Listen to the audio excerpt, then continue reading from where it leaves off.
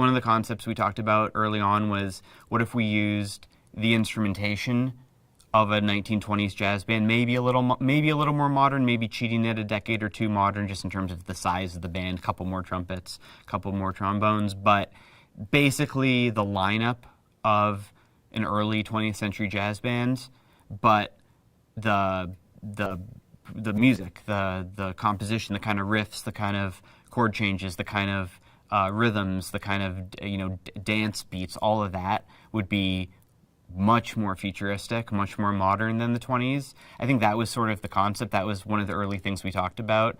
That was a way to thread the needle, to keep us, enough, be enough to be believable enough in the 1920s, but still without being 20s music at all. Casting the musicians was really important. It's something I've never done before. In the past, I know a few musicians, but I also mostly just take whoever the contractor brings, and sometimes those players are perfect, but for this, there were just a few types of cues. The Sydney cues, obviously, those dance sax cues, a couple other things that I just want something very, very specific. I had something very specific in mind, so actually searching for the right people to do that, casting those musician roles, was a big part of the process. The sound of Sydney was really kind of cobbled together from 3 incredible trumpeters, and I think that's also what makes it interesting too, is that Sydney is so incredible. Sydney is such an incredible musician, and the breadth of music that he plays is so wide that it took 3 of the best trumpeters in the world to be able to pull it off. It took Sean Jones, Dante Winslow, and Ludovic Lewis all bringing their specialties to be able to just cover what Sidney Palmer plays in this movie.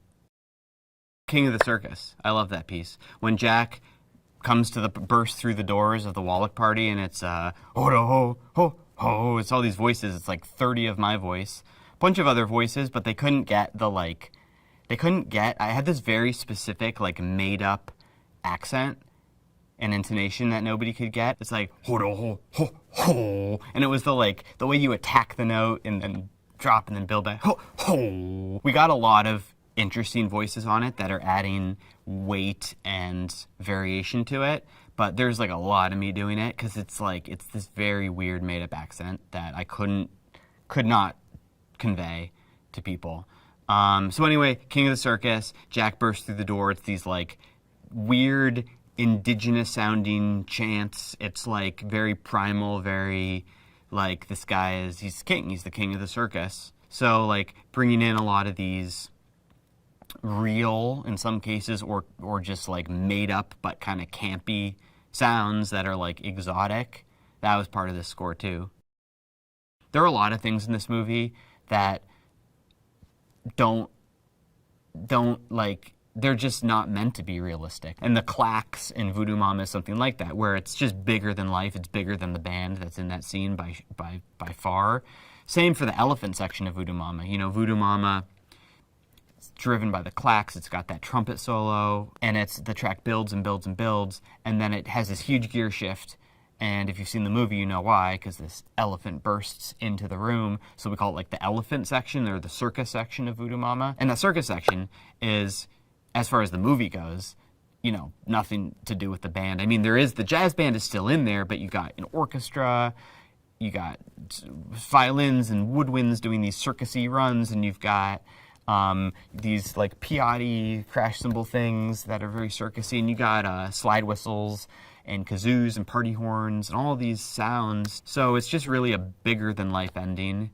And it's one of the things we do many times, where something may start as a band and then build into something else that is score and that is so much bigger than what could possibly be in that scene. This is the most complicated score I've put together by far. The amount of tunes we needed across the whole score, for the performances, for the score cues, for everything in between. The layers, I mean, the amount of sessions we've done over the past year and a half at studios all over, the amount of players, the amount of options, the amount of, like I said, going and getting 5 different trumpeters to play this solo, all the world percussion sessions, all the sort of eclectic and eccentric percussion sounds and party sounds and circus sounds and putting it all together, combing through it, finding. It's been a really exploratory process, and so you end up with huge hard drives, huge sessions, so many options. We've been mixing the score for 5 months.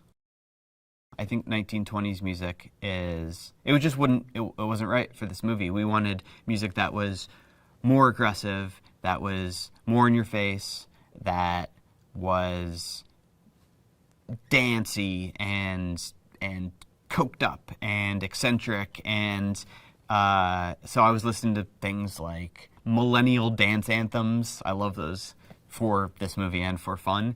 Both good for both uses. I hope they remember the melodies. I hope they remember the tunes. I always love that.